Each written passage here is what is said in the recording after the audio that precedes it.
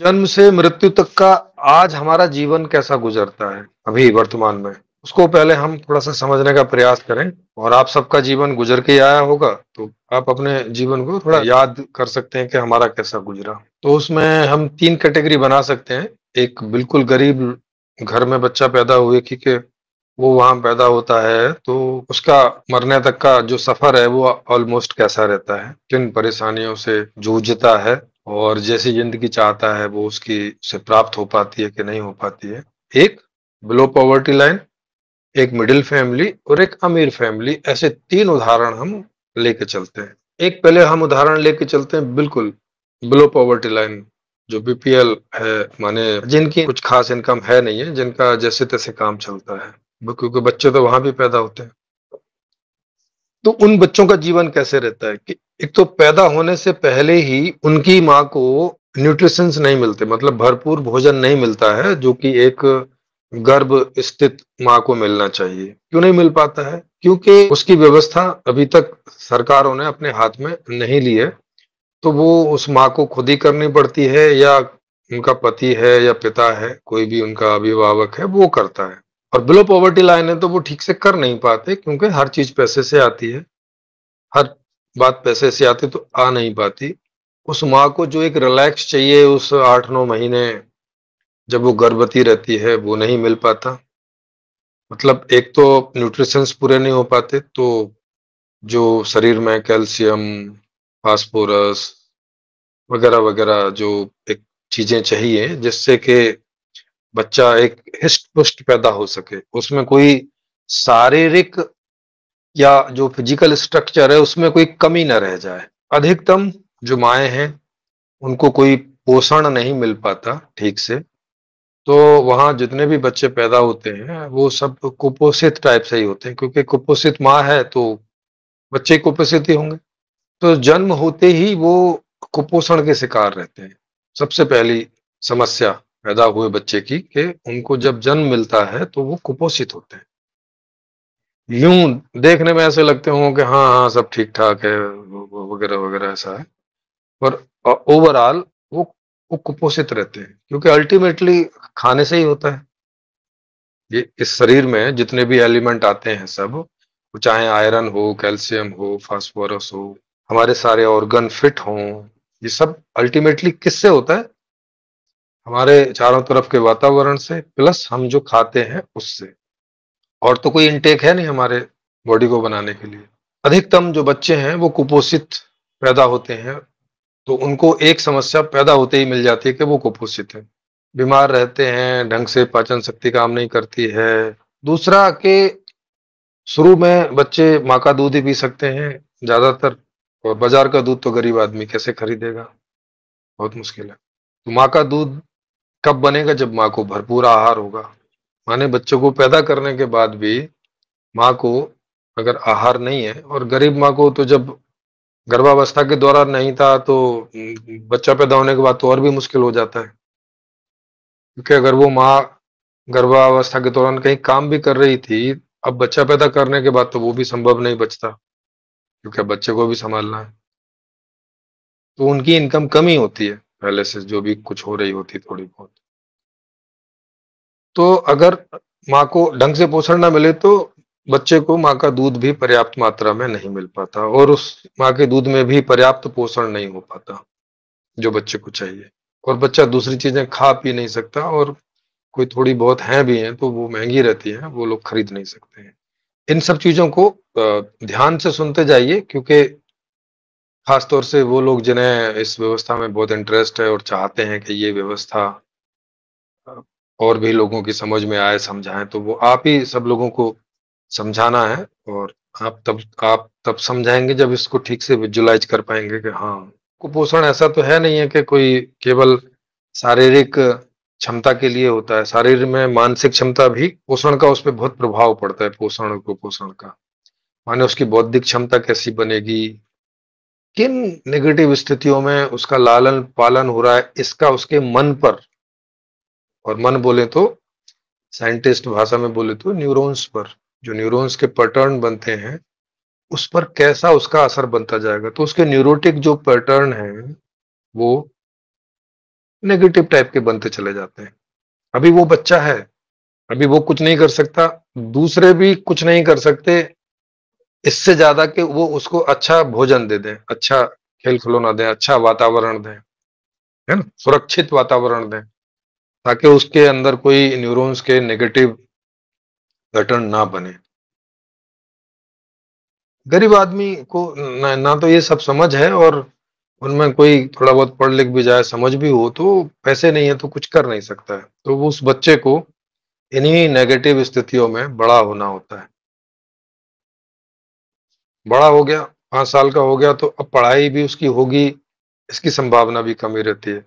या ज़्यादा से ज़्यादा प्राइमरी क्लास तक पढ़ पढ़ा के आ जाएगा बस, है ना? कोई ऐसा ज़्यादा माहौल मिलता नहीं।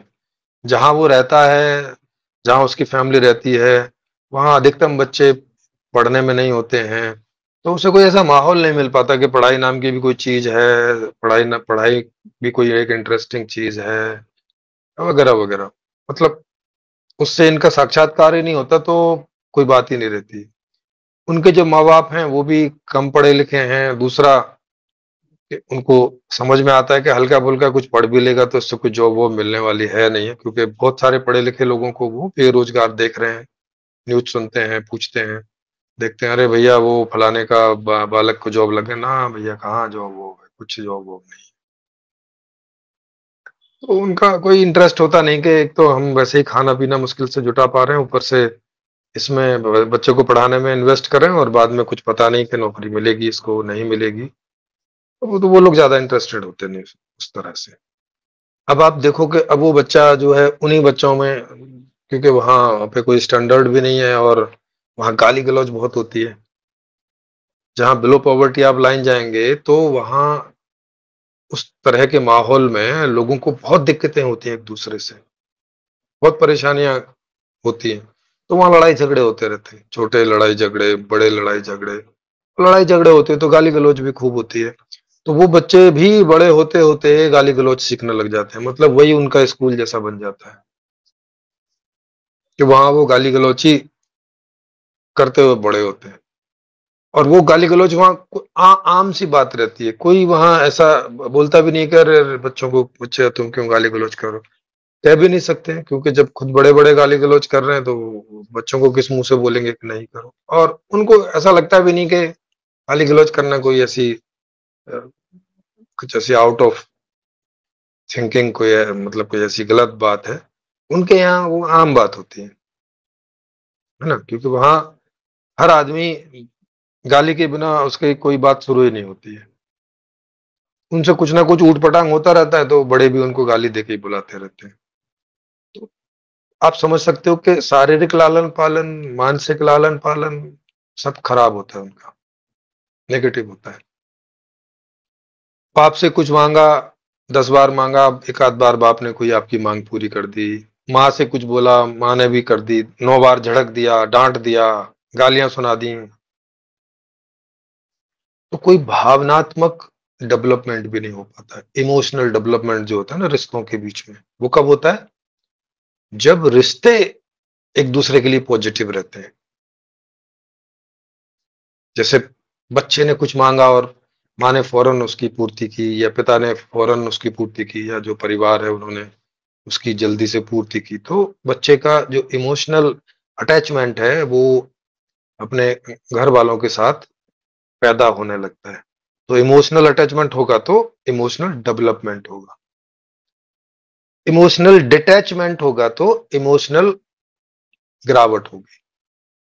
समझ रहे हो? अभी तक जो आप अध्यात्म वगैरह में सुनते आए हो कि नहीं वो किसी के साथ अटैचमेंट नहीं करना चाहिए, अटैचमेंट बुरी बात है वगैरह-वगैरह, वो सब बड़ी गलत बातें हैं।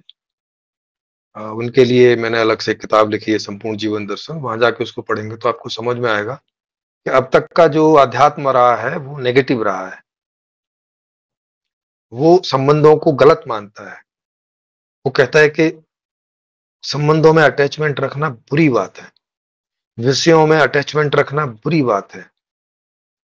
और जीवन में तो 2 ही चीज़ें हैं, या तो विषय हैं, पंच विषय हैं, या तो संबंध है। अगर इन्हीं में अटैचमेंट नहीं है तो वहाँ बचा क्या? माने जीने की कोई वजह नहीं रह जाती, जीने का कोई मीनिंग नहीं रह जाता है। जीने का कोई एम नहीं रह जाता, कोई उद्देश्य नहीं रह जाता, मीनिंगलेस बात हो जाती है। फिर आप कैसे भी जियो, कोई सेंस नहीं बचता है। फिर आदमी बस ऐसे जीता है जैसे बाकी जीव जंतु जीते हैं, क्योंकि वहां कोई सोच समझ की स्थिति नहीं है, लेकिन आदमी में है, पर वो उसका उपयोग नहीं हो पाता इन वजहों से। ठीक है, तो वो ना उसका शारीरिक डेवलपमेंट अच्छा हो रहा क्योंकि वो कुपोषित रहता है, गर्भावस्था से ही कुपोषित रहता है, छोटा है जब पैदा हो गया तब भी कुपोषित है, बड़ा हो रहा है 5 साल का हो गया 10 साल का हो गया तब भी कुपोषित ही रहता है। मानसिक कुपोषण भी रहता है, क्योंकि मानसिक जो उसको एजुकेशन मिलनी चाहिए, उसे जो एक एनवायरनमेंट मिलना चाहिए पॉजिटिव, वो उसे नहीं मिल पाता।